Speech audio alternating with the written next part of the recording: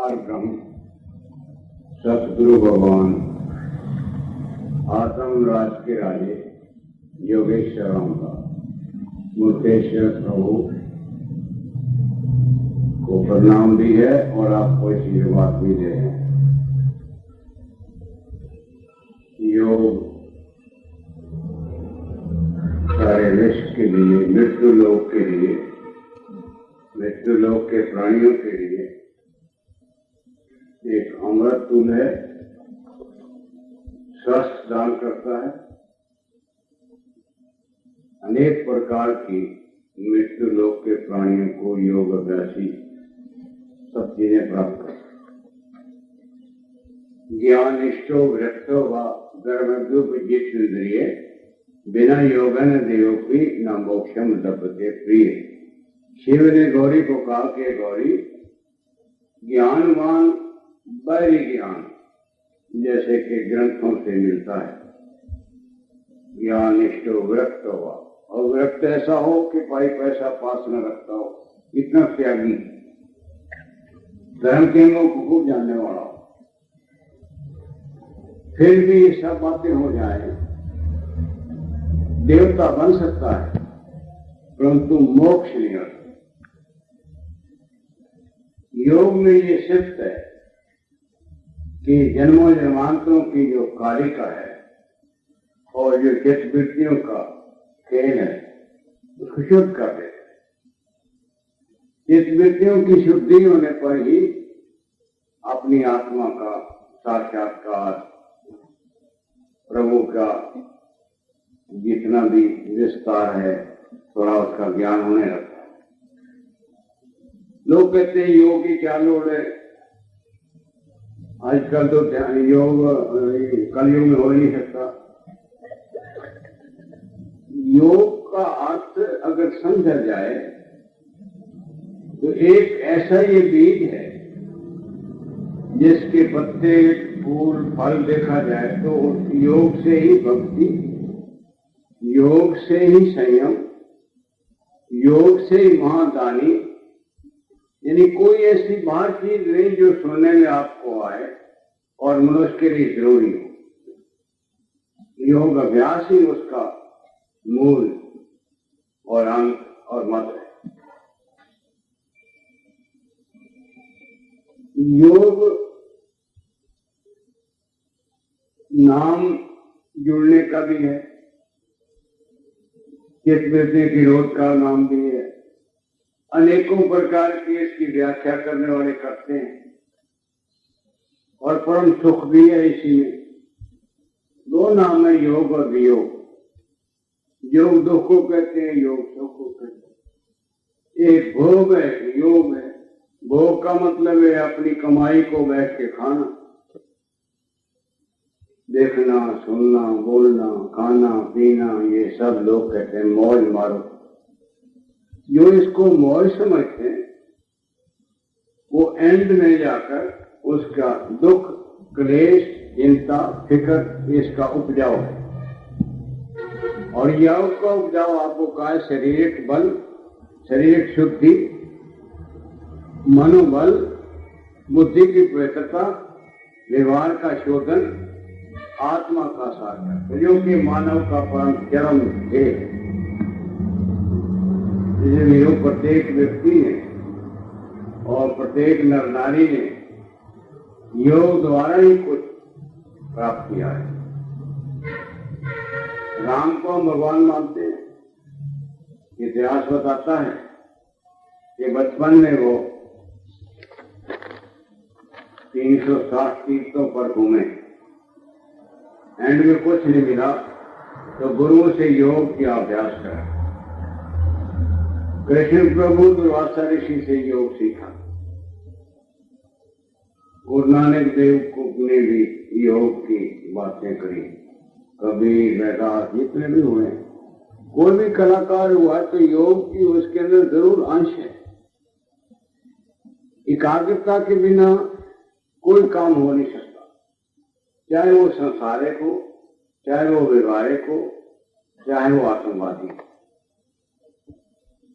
तो एकाग्र का मतलब एक दीवा जग रहा है, हवा पड़ती है बुझ जाता है, हवा पड़ती है बुझ जाता है।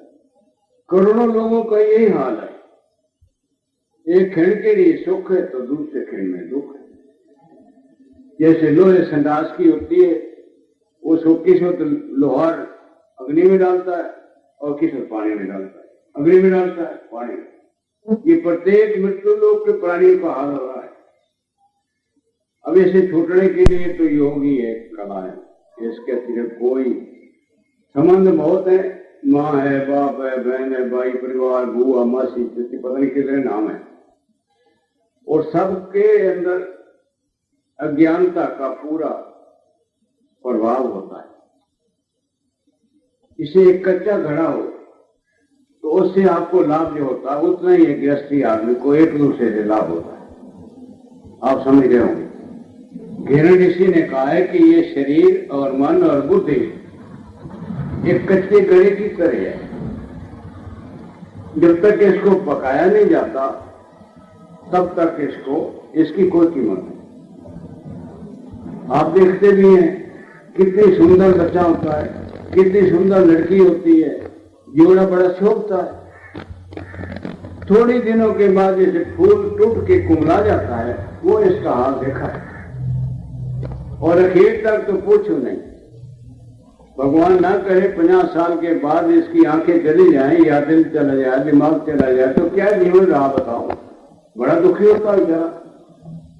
और ये अवस्था हो नहीं सकती कि आप बचपन में भी वही हो, नौजवानी में भी वही हो, और शाम रात अपना बुढ़ापे में भी आप ऐसे सेम जा रहे हो। कभी देखा सुना नहीं। अगर बचपन में भरी भी है, हो सकता है नौजवानी में समझ आया, फिर आप बुढ़ापे में ठीक है। अगर आप बचपन में बड़े मौज मारते रहे, पियर में मौज मारते रहे, ससुराल युद्ध पड़ने शुरू हो जाएंगे। यानी कोई ना कोई चक्कर अवश्य है। ये सभी कोई शुक्ला शुक्ला म्यूल तो 82 आदमी को प्राप्त हो सकता है। वो जो का तू शरीर रख सकता है। बाल्यावस्था की तरह, बचपन की तरह उसको हम देखते हैं खेलता कूदता मौज मारता। पुराना आपके सामने 70 साल का तो ही होगा, खूब नाचता कूदता है, और सवेरे से शाम तक बुलाए जाओ, नारद ऋषि पूरा। और कोई टाइम था, दिल दिमाग सारे फेरता, पागल अवस्था पूरी थी। तो योग की अभी अंश है इनके अंदर।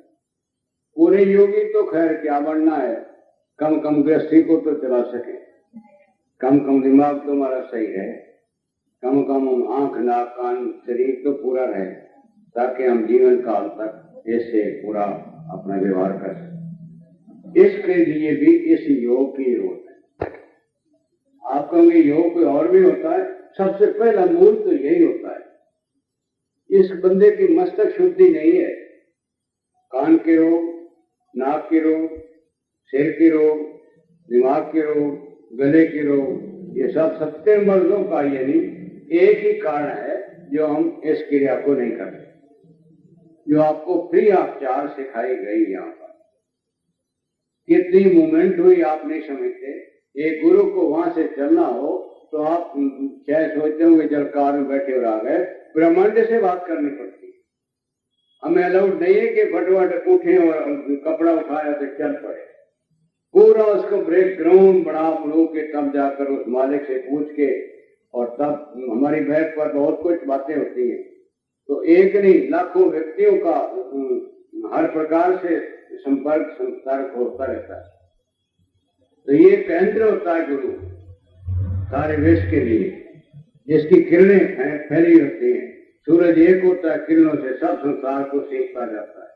सिर दर्द नहीं होता है। आप कहेंगे फिर आप हर रोज आए क्यों नहीं? अरे बजाने योग को रेत बोलना चाहिए। योग को एक बार सुन लो बहुत है, योग को एक बार मानते रहे बहुत है। योग की युक्ति समझ में आए बस हो गया। अब तो अभ्यास आपने करना है, और गुरु ने तो केवल कह दिया कि बेटा ये तेरा लेसन है और इसको तुम याद करो। अगर तुम्हें याद नहीं आता और गुरु क्या बताओगे बताओ? आप बताए सूत्र नीति करो, सबको नहीं आई। जल क्रिया करो, कोई गज करनी सवाली करो, वमटिंग सब नहीं कर पाए। ब्रह्म दर्शन खेचरी मुद्रा देख ही नहीं सके वो, और ना उसको कोई अपना सके। ये सारी बातें कह गए आपको। और एक योग का लक्ष्य जो है, ये शुरुआत में जो स्कूल में बच्चा पढ़ता है इतना ही है। ऐसे आगे तो और कोई था, आप तो बिल्कुल मेरा रूप। वरदानंद महाप्रभु श्री रामलाल पार ब्रह्म अनाथनाथ